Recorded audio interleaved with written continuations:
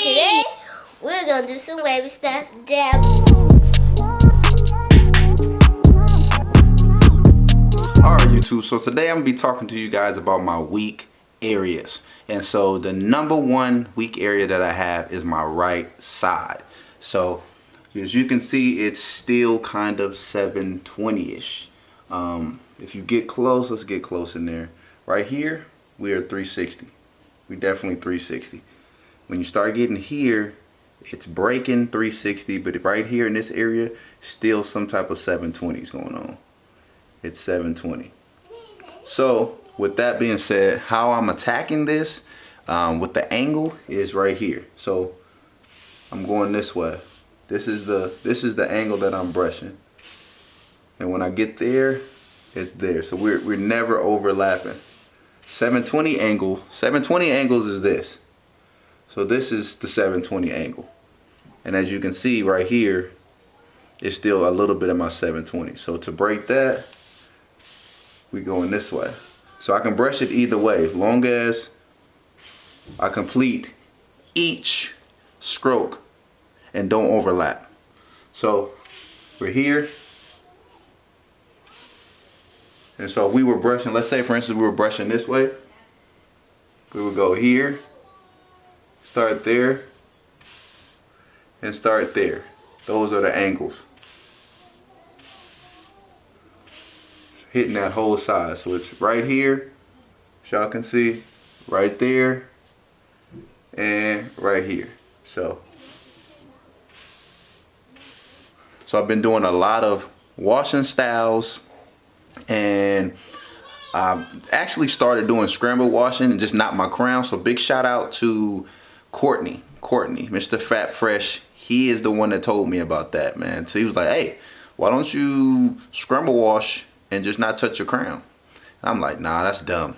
And then I did it, and I have to say it has given me some progress, man. So big salute to Courtney for that. So and then another tip for you guys, when you are trying to fix your weak areas, you need to start with that area. Start with it. So when you pick up your brush, don't go straight to your strong side. Go to your weak side and start putting in work on it. Start putting in work on it. You know?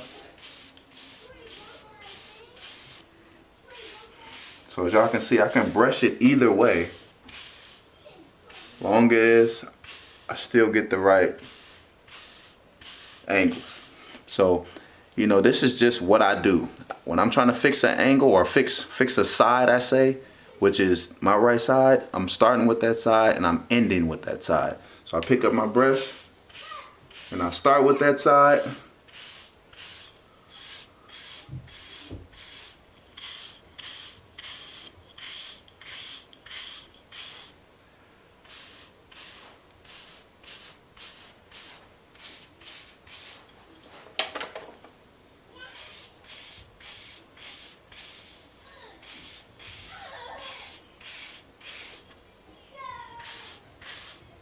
Now my left side is definitely coming in quick. It's coming in.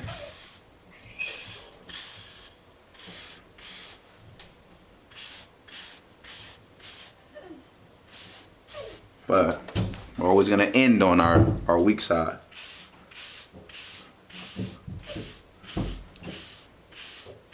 Another thing, you want to make sure that you're brushing the correct angle too. Make sure you're brushing the correct angle, because sometimes you are brushing the right angle, but you're not giving that side enough attention. Number 2 or number 3, whatever number I'm on, don't cut your hair so low. Don't cut your hair so low. So make sure that you're brushing the right angle. Give that angle time. Make sure you have enough hair there to curl up, because sometimes people just don't have enough hair. They keep cutting their hair way too low. Sometimes you have to woof one area longer than the other. But when in my case, it's not about woofing the area, which we are. Of course, I'm gonna woof, but it's about getting this 720 pattern out of the side. You know, that's the biggest issue.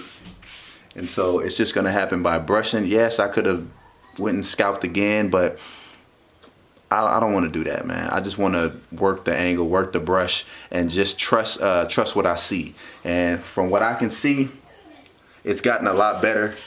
And it's only going to get better in time, man. We're only, I think this is what, 6 weeks, 6 weeks brushing.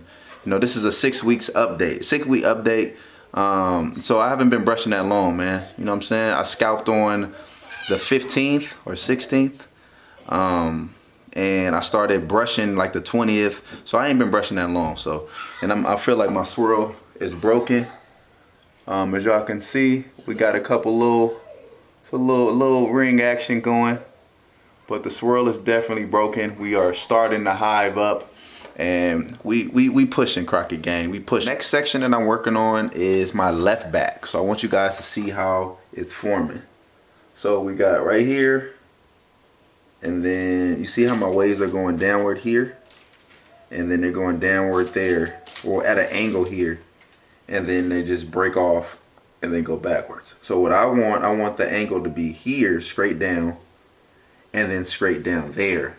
So this is how I'm brushing. I'm using half of the brush right here.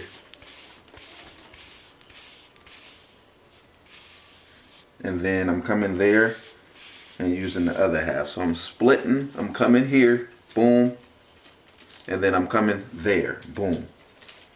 Because I don't want these waves to be that curved, that of an angle, and then it looks like I need to slant my back. And we're not trying to slant our back with my beehive, because my crown is in the middle. We're going, see how we're going straight down here, boom. And then once we've gotten straight down there, you want to start turning your brush just slightly. Boom. Boom. Because once we get waved up, we want it to be right there. Boom. And then once we turn, bang. And then we can even vertical it if we like.